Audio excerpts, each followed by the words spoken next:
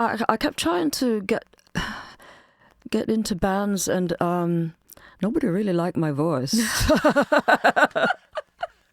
I thought, okay, well, maybe I'd need some training. So, I lived about 20-minute walk from art school, so I just sing up high, high, high, high on the way, and then on the way back, low, low, low, low, low. And after a while, really, like after about 1 year, everybody should try this if you're interested. It does work. Yeah, it really does work. Welcome to In the Round, a podcast for people who love music and genuine conversation.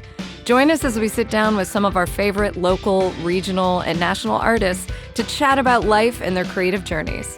I'm Dee, I'm a musician, I'm a music lover, and I'm your host. So pull up a chair, get comfy, and enjoy. This week, meet the post-punk new wave icon Lene Lovich, who is currently on tour opening for Devo and The B-52s, and yours truly is on keyboards. We talk about her brief stint in art school, how she first got into music and her love of performance, her songwriting process and various collaborations throughout the years, and her experience with the music industry. It's an honor to play her songs and an honor to talk with her. Here is Lene Lovich. Darling Lene Lovich, welcome to In the Round podcast. Well, thank you, darling. We're so happy to have you here, and I truly feel honored. Not only do I get to interview you and speak with you today, but I get to play with you on tour. Yes. It's been so incredible, truly, learning your songs. They're so much fun. They should be. Yeah. Yeah. They're just wonderful. And I made a comment when we did an interview with Little Village magazine about how the songs have really stuck with me. I hear them when I go to sleep. I hear them when I wake up. But in a great way. And part of that is because I'm listening to them nonstop to learn them. But it's been a real pleasure getting to learn a chunk of your catalog and to listen to your music, because it was new to me, but you've been playing since the 70s. That's right. Yeah. Yes. Really doing my own music at the end of the 70s. But before that, I was learning. I was doing all kinds of music, working in other people's bands. All kinds of bands, hotel bands, playing for 5 hours a night for dance music. That's brutal. Yeah. Well, it's great because the audience ignore you. Yes. Totally. Yes, we call that so a you paid can watch practice. them, Yes. but they ignore you. You're like a human jukebox. Yes. And you have to play all these songs. Yeah. All kinds of types of songs. Yes, I've been there, and we call it paid practice, and it's kind of a nice way, to test out material too. When well, we had to be strictly playing what they wanted. The cover, yes, the from covers, from the list. Well, and we should say, so Lena's music, if you're unfamiliar, is this beautiful blend of post-punk, new wave, quirky pop, all sorts of things in there. But you started really young, just making up songs, I believe I heard recently. Yes, that's true. Yeah. Yes. I always had a song in my head. Yeah. And I had younger brother and 2 younger sisters. Oh. So it was really to amuse them, to make them laugh. So I made up funny songs. I do that with my cat a lot. I think you tend to do that with pets, or with you're like, oh, I'm feeding the cat today and he looks fat today. And, you get a thing going. I assume it was somewhat like that. Yeah. Is that where the performance bug kind of first started nibbling at you? I don't know. I don't know, really. I think when you're very young, you don't always have a vision of the future. Right. So it was really just to make us happy. Yeah. So that's a good goal. Sing something silly. Yeah. Right. Well, and we should say you were born in Detroit, so that's born right. in America, but you've been living in the UK since age 13? Yes, my mother's English. Yeah. My father's family is first generation American, but from Yugoslavia, old Yugoslavia. Oh, wow. Yeah. So my mother and father met during the war. When people got together very quickly. Sure. Yep. I understand. Because, you never know if you're going to be alive tomorrow. Yeah, I mean, it's sad, right. but Yeah. that was in England because my father was in the forces, Wow. the American forces. So that's where they met. And then my mum came to England, came to Detroit on the boat with all the other women. Oh, wow. Yeah, wow. Oh, gosh. Yeah, I can know. imagine. Yeah. And then move back and live in England now. And are you in some beautifully idyllic cottage, or are you in a I used to be in a more idyllic place, but it was quite remote. And my two daughters both went to art school. And I think I kind of followed them to the city and started to enjoy what a city can do. Right. It's kind of nice. I don't need a lot of stimulation, but the convenience of not having to drive 3 miles to get a loaf of bread. Yeah. Yes. As someone who grew up 10 minutes outside of any sort of town, I can relate to that. Well, and so your daughters went to art school, so they followed in your footsteps then. You went to art school for a bit. Yes, a little ways. Yeah. But although they're very, very creative people, I think perhaps my up and down lifestyle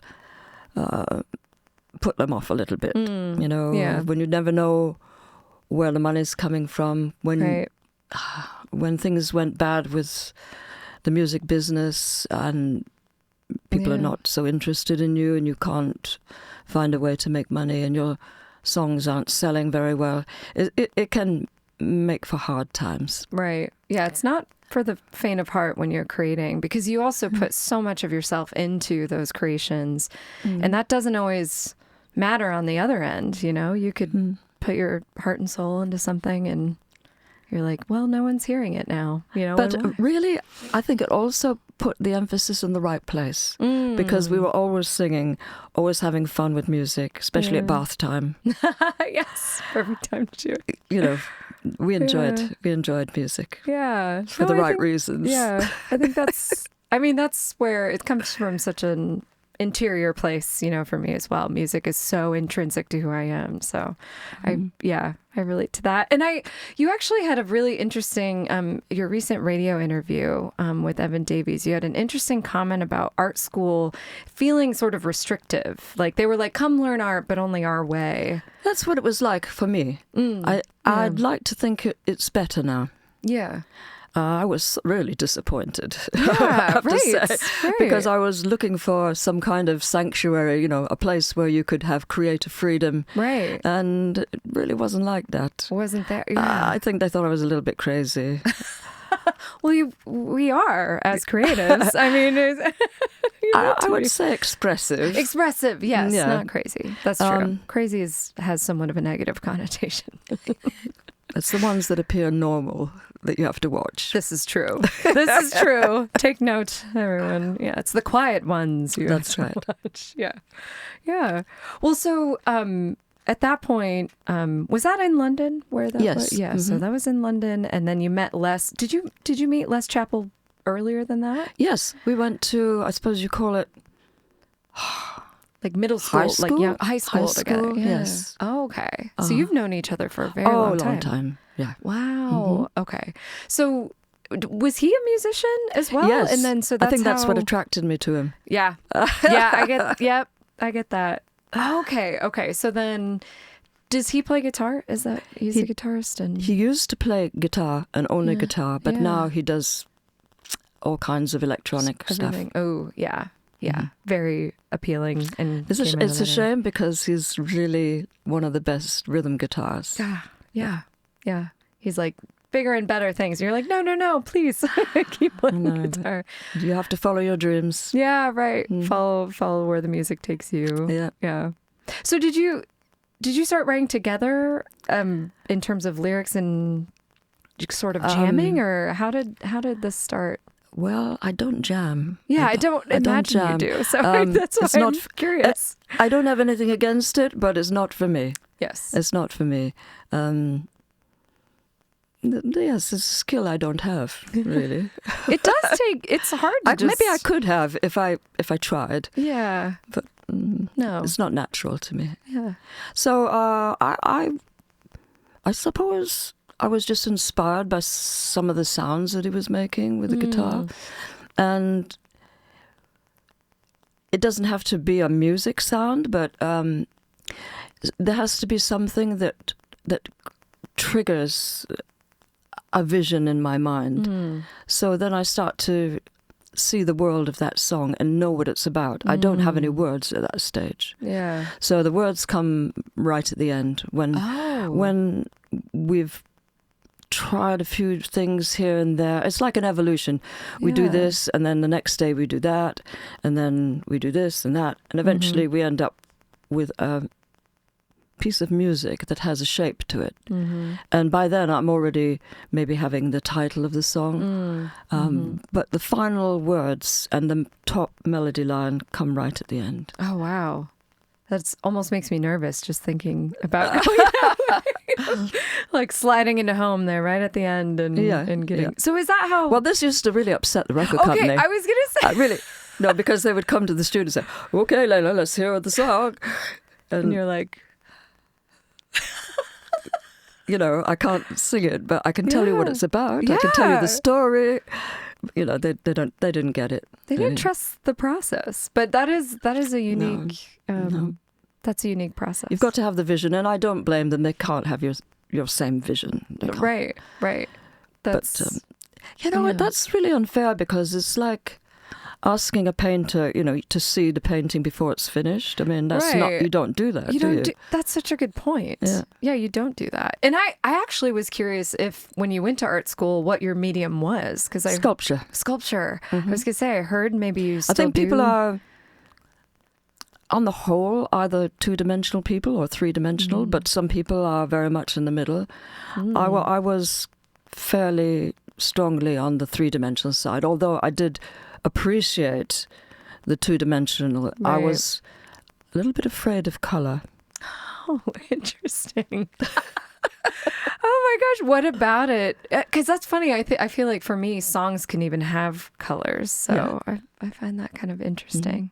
So sculpture, because you still do some sculpting today? I do some, but I don't give it enough time, really. But maybe one day I will. Well, and you have grandkids, and you have other things going on in your life. I already have grandkids. Yeah, no, exactly. You're busy already. So, I am busy, very busy. Right. I liked working with clay, and I also liked casting it in mostly cement, but I used to like to put different aggregates in it so that it had a different surface texture. Wow. So I would model first. Usually, I would say figurative-ish forms, some quite monstrous, but, this was a problem with the art school teachers, because I wanted to work from mental images. Really, basically, I wanted to work from my imagination, but that was not a good thing in their eyes. Right. You had to have almost a scientific approach, which I admire science, but I just wanted the pure ideas to come, and maybe even change as it came into the real world. Things would modify and maybe even become something else, but the initial idea had to come from me. Right. That's what I wanted to do. And, heaven help me if I mention surrealism. Right. You made that comment. Oh, my God. They get the ruler out and give you the old smack on the knuckles. Yeah. Well, you see, I had a hard time because I didn't come from an artistic family. Oh, maybe they were artistic. My father painted by numbers. But, sure. I give him a didn't gold star. have the words to defend myself. You see, and it was all about talking and being able to, just explain yourself. And I hate doing that. Yeah. I love your metaphor about asking the painter before the canvas. That's not how that works. And oftentimes, I've had this discussion with a filmmaker friend of mine that he believes that the author intent is actually more important than the audience interpretation, which I think is a really interesting point of view on it, because I feel like you could argue it both ways. But well, I really don't mind. I'm quite surprised sometimes when people think they know what the song's all about. Oh, I know. Isn't that funny? We had that happen with my band. We had a fan, a wonderful, nice person, and he was explaining how our first album was a concept album and it had this whole story and this through line, and we were like, wow, not at all. But that's amazing. What an amazing... I mean, that's what I enjoy about music, is the way someone else relates to it. Well, that's really good, isn't it? Yeah. Yeah. Right. That creates the connection. Well, it's like audience participation. Yeah. Right. That engagement. And I think that's why we both like performing live. Yeah. Because that's my favorite. Energy that you feel. Yeah. There's nothing like it. Yeah. This is why we're addicted to it. I can tell. And this is why you're still touring after years and years and years and playing shows. And we should say, so this tour coming up, we get to open for Devo and the B-52s. Yeah, we do. Which is extremely exciting.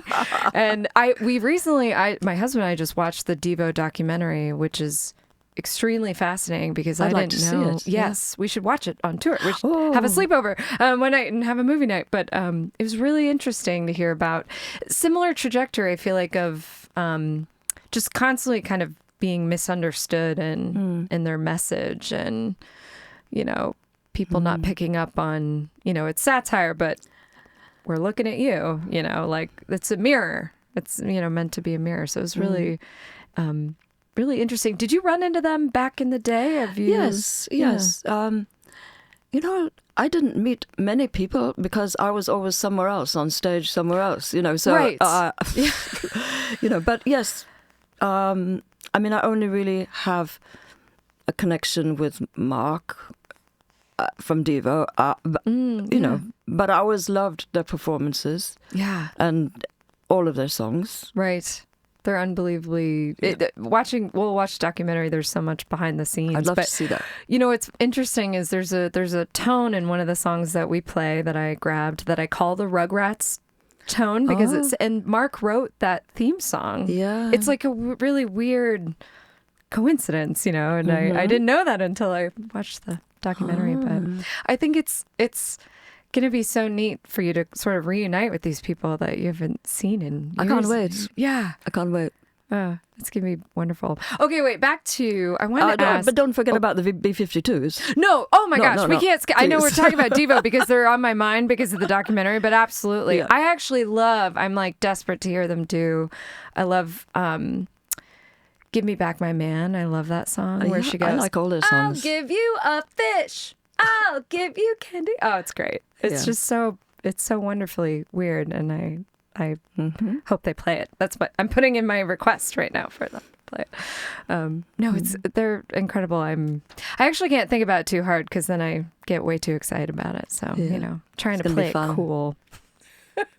No, but I wanted to go back and ask, when you wrote, because you wrote Lucky Number, that was you and Les, right? Because you've worked with a lot, Thomas Dolby wrote New Toy that we played today, and you've worked with a lot of co-writers, but that was you and Les that wrote that? Yes, one of the first songs that we wrote.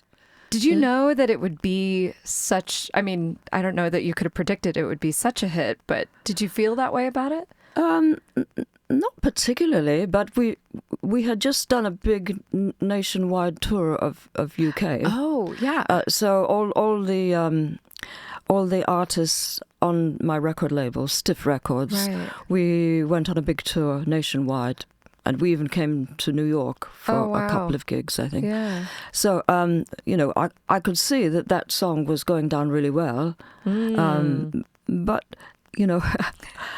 although I liked the song, I didn't have any idea that it would be so popular. And the record company actually didn't have that much confidence in it.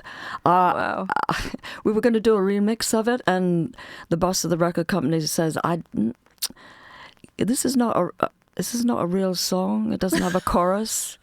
And I said, yes, it does. Yes. Yes. Oh, that's the chorus. Yes.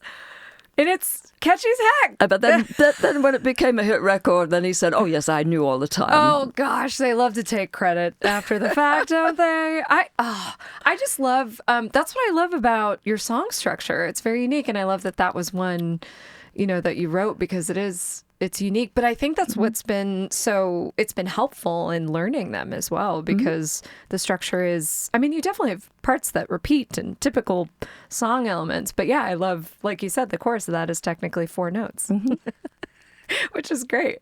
And it's, still catchy. And I actually love the lyrics in that, because it is on the surface, you're talking about numbers, you talk about this, but then you listen through and it's a love song. Yeah. It's great.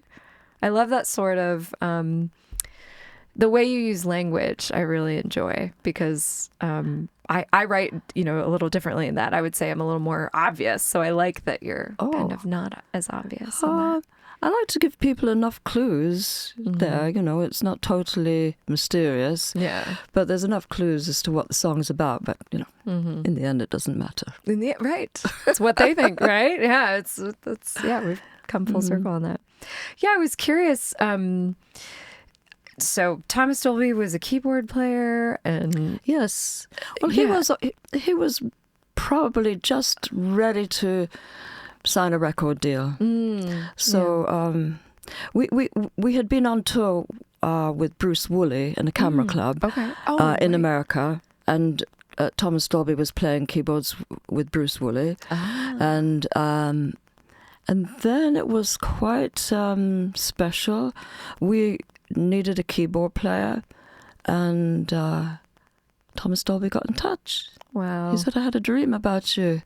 What? Really? Oh my gosh. And when we did the video, this is a bit spooky, but when we did the video for New Toy, we went to this sort of mansion house, this big grand place, totally empty, but very grand, in the centre of London. And Thomas came up to me and said, "This is the place of my dream." No. Yeah. Okay, I firmly believe that deja vu, I've had this happen to me where I believe that I dreamed that point in my life. Like maybe you did. I think I did. And if Thomas Dolby did, then that's extra proof. But I felt that way. That's so funny. So it was meant to be. Yeah. And then, he wrote New Toy. Did he have that? And he shared it with you? We never talked about it too much. But I had the feeling that he wrote it for me. But I don't know for sure. Right. Yeah, it's funny, kind of going backwards and finding all these connections, because She Blinded Me with Science. As my family, we play that all the time. That's a song I know very well. And so the fact that, he played keyboards with you, and then you also worked with Saron, the French artist. Oh, yes. And he's collaborating right now with a band called Christine and the Queens, who I absolutely love. Okay. And so, again, it's just kind of a funny, all the world, the music industry to me, the community gets really small sometimes if you, all of a sudden you see. Yeah. Yeah, it can be. All these people that are collaborating and, Well, my working with Saron was a long time ago. Yeah. Before I had any of my own songs. Right. Really. I was in a sort of a soul reggae band, and it was very typical for record companies to get their new artists to do a cover version of a hit. Oh, yes. So there was a cover version of a Commodore's record called The Bump. It was like a dance thing. Yeah. And I'm not a proper musician, but, I do my best. And we were in a studio with professional brass players, and I was with them, so there was a few of us. And then they stopped the session and they said, "Oh, we've got this guy on the phone. Does anybody want to write some disco lyrics from some guy who can't speak English?" Total silence. So I said, yes, I can do it. I was just very ambitious in those days. And I thought, well, I could try. Yeah. So he was in a hurry to get the record finished, so he didn't check me out. I Yeah, didn't have any just... disco experience, but wow. I thought I can feel it. Yeah, I can feel it. I can. I can dig. Yeah, I can. Yeah. So we started, and it was when it was all kind of erotic, heavy breathing, kind of sexy disco, Donna Summer and all that thing, and it wasn't really my style, but I thought I'll try and do something. But then he was in such a hurry to do the next record. He says, "Oh, just write something, just write something." But he was smart enough to know, it's time to deviate from the sexy disco. Right. So anything you want, but not that. Yeah. So I thought, yes, this is my chance. I can say something, that's meaningful to me. Yeah. And he wouldn't know any better because he couldn't speak Well, English. that's true. That's true.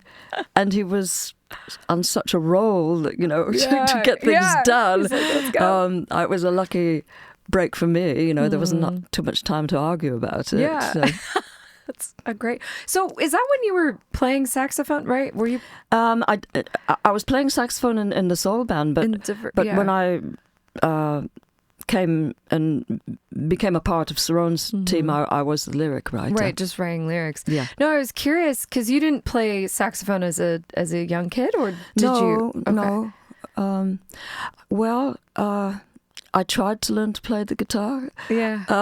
Too many strings. I tried. And Les, my partner, he was such a good guitar player, and he was quite patient, and I learned a few chords, but it was a struggle. And we had this one reggae song, and I was playing the sort of the upbeat. Right. But the band made me stand at the back because they said the look of concentration on my face was upsetting the audience. So you're like, okay, maybe this isn't for me. I did have a lovely pink guitar, though. But no. See, I believe that there's an instrument for everybody. You know, if you try and play the guitar and it doesn't work, playing the saxophone is a completely different thing. Oh, absolutely. It's much more vocal. Yes. And I just had a natural affinity with it. Yeah, well, and having heard you play it in rehearsal this weekend, I mean, your tone is still there. I used to play trumpet, so Oh, you did? I love trumpet. Totally different from saxophone, but same sort of, your embouchure over time. Like, I haven't played in so many years that Brooke recently heard me play trumpet. I can do it, but it's not pretty. But your tone is just so beautiful. I think it's the affinity with the vocal sound of it. Yeah, right. Well, and vocals are an instrument. It's often overlooked. Yes. But true. There's, I always kind of wish that I could just sing. There's so much in your performance that you can do because you're untethered by an instrument, and then your body becomes an instrument, which I think is why you're such a dynamic performer for people to watch. Yeah. And, you can kind of embody your songs that way, it seems like. Yeah. No, I love that. I love that. We want to thank our episode sponsor, Uptempo Music. It's a great spot whether you're a beginner or a gigging musician. They've been in business for over 23 years in Beaverdale, so come check them out.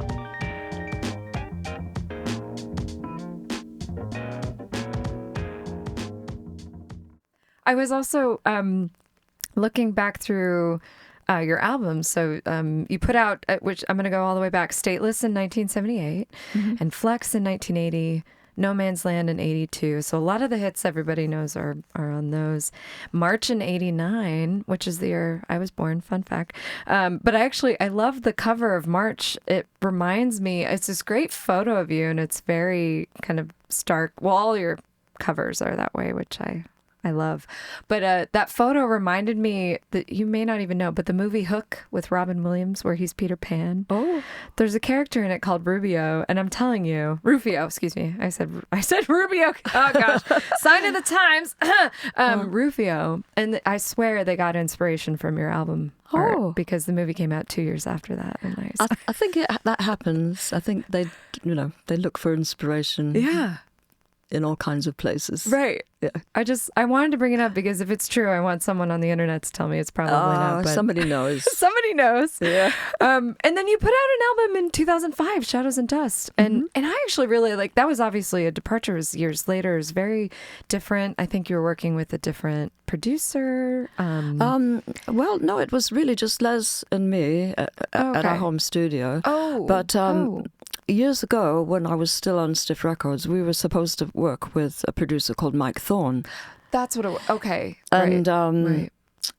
We actually started to make an album while I was still at Stiff. And actually, it was so long ago, I kind of forgotten what happened, but I think the money ran out. Yeah, right. Because it was a terrible time when the pound wasn't worth very much compared to the dollar. And we were working in Mike Thorne's studio in New York, so all our money was, flying out the window. Yeah. So we got so far. I think what happened, actually, it's coming back to me. Mike said, okay, we'll do 4 songs, and I will present them to the American distributor of Stiff Records. Yeah. It was a joint name called Stiff Epic, and we'll see what they think about that. I'm confident that they will like it, but they didn't. Yeah, we never really cost them much money, but it was getting to the point now where every song on the album has to be a chart hit. Oh my gosh. And that's impossible. Yeah. It's impossible, really. And impossible to guess. I feel like there are songs that you can tell might have a hook or something that would grab people, but you also just don't know. Well, I don't think it needs to, and I think maybe I was just in the wrong place, in the wrong department where they just thought that was where I should be and that I was supposed to be. Because I was visually kind of stimulating, right. I was one of the first people to do MTV. Yeah. Wow. And maybe they thought because of the visual side of things that maybe I should be a pop singer, but I never really was. No. They could have just watched you for 5-10 more seconds and figured that out. I did it. Oh, that's interesting. Yeah, I know the music industry, the labels. Well, it's hard to imagine. But at the time, the big record companies did not want their artists to go on MTV. Really? They did not. There was a lot of negative feelings. Saying, well, why should we let our very famous, important, worthy artists just be given to this company for nothing? Right. What's in it for us, sort of thing. They didn't have any vision. Really. Yeah. Right, because then. Now it doesn't even really exist. But I mean, at the time, at the time, it was just starting, innovative. And it was very exciting. Yeah, right. Yeah. Oh gosh, that just speaks to, again, kind of the denseness of the push and pull that the executive versus the artist versus the strings that they pull and they choose not to pull. Yeah, we can skip ahead because we all know how we feel about that, but. I know it's been kind of a tumultuous ride with that. And I think it's such a win for you to be still creating and touring after all these years and playing shows. Just you're touring over here, but you've been playing live over in Europe. Yes, we play all the time, mostly in Europe. A lot in Germany, but in the UK as well. Yeah. I wanted to ask you if there's a favorite spot, favorite show or venue, or I know you mentioned the Germans are very accommodating. Yes. They're the kind of people that are not so fashion orientated, if that's the right word. Yes. I think in the UK it's very much like of the moment. Who's the one everybody likes at the moment, and then. You're out the window. Yeah. So, but in Germany, they stick with their artists, I think. Yeah, that's a good point. But, I did a lot of work in the early days. I was, I was on an airplane all the time going to Europe to do TV shows and things like that. Right. I sort of made friends with the passport people. Yeah, right. Well, movie Cha-Cha, the song that came, I'm going to butcher this because I can't remember the name right now, but wasn't there a song that had a little bit of German in it? It's you, only you, mein Schmerz. Yes, mein Schmerz. Okay, yes, I knew it was a really fun word to say, and I could not remember. Yes, well, I first heard that song in the process of making the movie because it was all really about the Dutch music scene, Amsterdam, and all the bands. All right. And there was a band called the B-52s, and that was one of their songs. Ah, and okay. I invited them to come to UK and go on tour with us. Yeah. And they played it every night, and I used to sort of try and peek out into the audience. This is my test to see if the audience were kind of up for it or not. Oh. And that song always went down well. Yeah, so right. I wanted to do it. Oh, yeah, it's so fun. That was the connection. Yeah, the Dutch connection. Now you're reminding me. I'm also just thoroughly impressed by your ability to remember things, because I feel like I have... Yeah, but I don't. No, you do. It's amazing. I mean, all the years and stories that you have. I try. I try. Yeah. Well, and you, so in the Germany world, now they're from Boston, I believe, but you got to meet and sing a song with the Dresden Dolls as well, which is... Yes, well, I think they have one song that they always invite somebody to be their guest. Yeah. And they were playing in London.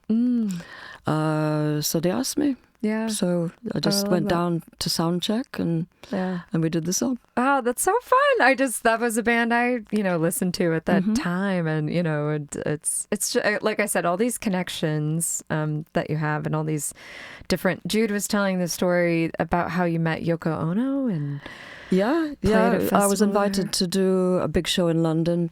It's like a festival, and they pick some music person to curate it, to be the one to choose the bands. And the night that I was invited to join was the celebration of their album Double Fantasy, John and Yoko's album. And various artists sang a song, and they gave me all the Yoko songs. Oh, I wonder why. I don't know, but I was okay with it. Yeah, my gosh, that's amazing. Yeah, because there's quotes, John Lennon was a fan of yours, and we talked about Frank Zappa as well, and all these really fun connections. And actually, you just reminded me, so the Yoko comment, I read in the article with Little Village, you mentioned that when you were going to school, you would walk to school and see how far your voice could stretch, and that's kind of how you got, because you do some incredible vocal work. Because I kept trying to get into bands, and nobody really liked my voice. That's hilarious. So I thought, okay, well, maybe I'd need some training. So I lived about 20-minute walk from art school, so I used to just sing up high, high, high, high on the way, and then on the way back low, low, low, low, low. And after a while, really, after about 1 year, everybody should try this if you're interested. It does work. Yeah, it really does work. Oh man, we need to walk more. I feel like, as have more time to walk. But I actually do that a lot. When I walk down my street, a lot of times I'm listening back through mixes. We're working on an album, so I'm walking down the street going, da, da, da, and I can only imagine what other. If they hear me, I can't hear me because I'm listening. But I do that a little bit, but. I haven't tried the up, high, down, low. I'm going to have to do some calisthenics, some vocal calisthenics. I wanted to ask, so the last album you did came out in 2005. Are you still writing? Are you kind of forever writing? I got more excited about live performance, really. Yeah, right. And it just seemed, why don't you just do what you like? Yeah. And... I think there was a lot of sadness with experiences with music business. Yeah. And I know that you can do whatever you like with music, but if you've ever been stuck in that world, it does kind of warp your view of what music is and what does it mean to you. And so it took a long time, really, to be excited about it. Yeah. I am excited about it, but I'm also easily distracted. Right. Well, and you were busy, living your life. And also, this is a substantial amount of music. I think this is something we often talk about with artists here is it's hard to not ask the question, what's next? What's new? We're in that world. But at the same time, you have a massive, massive collection of music that you've put out. So why not perform it? I'm with you. Well, we've actually started to do a thing now, which will begin next year in Berlin. We're going to do 2 nights. Oh, fun. So, people will hear a lot. Even more music. If they come to both shows. Right. Oh, I love that idea, though. Yeah, that's brilliant. Yeah. And I don't know how it's going to shape, but I just think that we will find a way. Yeah. Mm-hmm. Oh, that's wonderful. Mm-hmm. Well, I know everyone here who sees you is going to be like, you better come back through the United States and do it. But 2 nights would be great. Yeah, that'd be fun. I'll start working on the other songs just in case you need me. No, but I was curious about, so you kind of left the industry, stopped making music to have kids and to do the family thing. And I was curious if becoming a parent also just changed your worldview. I'm sure it did, but change your view on music and the urge. Like I said, you mentioned in a recent interview that having kids was kind of your biggest fulfillment in life, or it was something that was really important to you. And I was curious, if that got its way into the music world too, or if that was part of the hesitation of wanting to return, to that. I think. You wonder what life is going to be like, but nothing can ever prepare you. Yeah. Oh, right. Yeah. I loved it. I really loved it. I thought maybe I was in danger of growing up, but no. No. Having kids helps you stay young, right? It does. Yeah. And old simultaneously, but yeah. Oh, that's wonderful. Yeah, I liked it very much. Mm-hmm. And now they're all grown and you have grandchildren and they're keeping you busy and they all live in the... We're very close. Yeah. Mm-hmm. Oh, that's wonderful. Do they come see you perform? The little ones haven't, just because of the nature of club shows. Oh, yeah. And, come it's to too a bar late. and, but they will one day. Yeah. Mm-hmm. Oh, that's wonderful. I love that. But we sing funny songs together. Ooh, yeah? Do you have one that comes to mind? Is it Rubber Duck? How old are they? Are they still really young? Well, almost 5, 4.5, and 2.5. Oh, so young and that fun age where they can sing back and yeah. Oh, that's so wonderful. I love the idea that they just don't even know that. We sing nursery rhymes and things like that. Oh, yeah. Right. 1, 2, 3, Alara, I spy Sister Sarah sitting on her bambalera, eating chocolate babies. And they crack up when I get to the chocolate babies. Well, yeah, I haven't heard that one. That must be an English specific one. It's probably an old-fashioned one. That's hilarious. Oh my gosh, I love that. I love that they don't even know that, grandma's Lene Lovich, but they won't know. No. You're just grandma to them, I'm sure. That's wonderful. Well, and I was curious to what music that you listen to when you're not performing, when you're not invested in your own projects. What do you listen to? I don't have a particular artist or a particular style. I like listening to really old...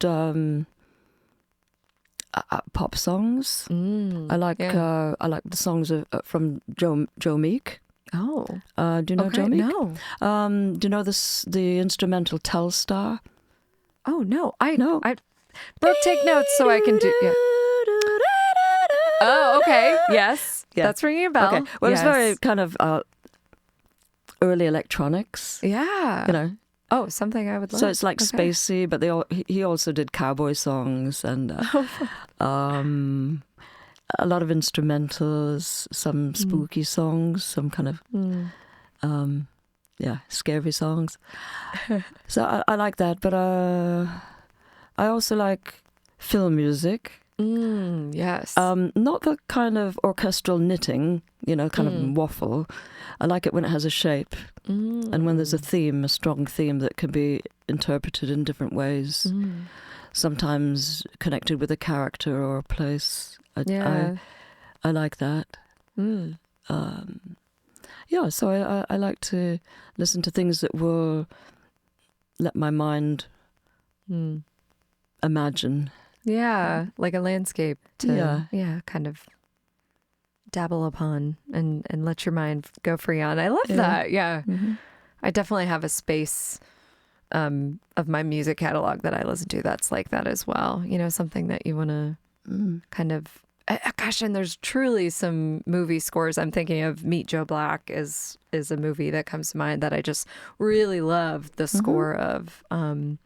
And a lot of people recently, of course, in recent years got into Interstellar. That's such a popular film, but the music of that and I love that kind of symphonic level, but when they get weird and I'm very much into that as well.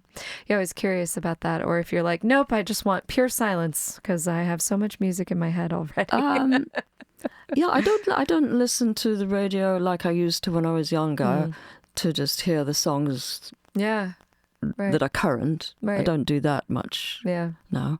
Yeah. Jude had a great comment about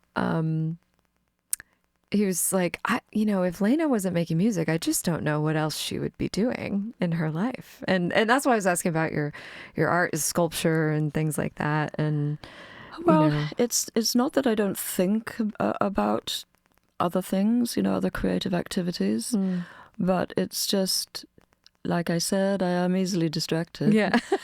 And, you've got to be dedicated in order to give something enough momentum for it to be real. Right. So, maybe one day I might do that.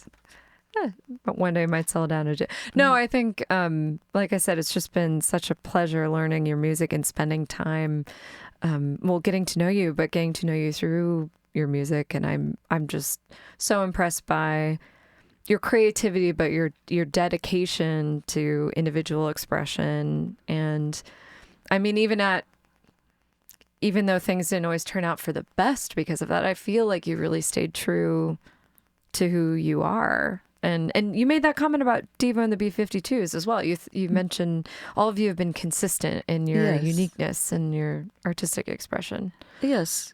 I think we're just doing it because we really had the strong urge to do it. Right. Can't not, as I say. Yes. I often feel that way as well. Lena, I'm so excited to share the stage with you. It's been very much fun for me. Yeah, this is just wonderful. Thank you for taking the time to talk to us. And come and so we got to do it again. Perform. Oh yeah, I know. Well, now you have to talk to me in the band for many days. But no, thank you for talking to us and sharing a little bit more of your story and. And I can't wait for everyone to hear our version of New Toy. Yeah. It's just such a fun song, and I love it. It's sounding good. Yeah, we're sounding pretty good. Sounding pretty good. Lene Lovich, thank you. Thanks for being on In the Round. My pleasure. Thank you.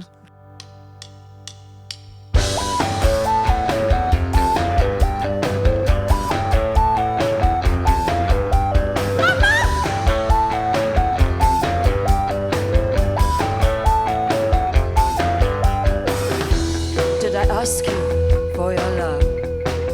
Did I ask you for your dedication? I don't want your love. I don't want your affection. But I got to have the car. I've got to have the stereo. I've got to have the freezer. I've got to have it all until I'm complete. I get a new toy. Expanding. I get a new toy, got nothing to demand. And then when everything is in roses, In the Round is produced and recorded at Trilix Studio. Remember to subscribe to In the Round wherever podcasts are found.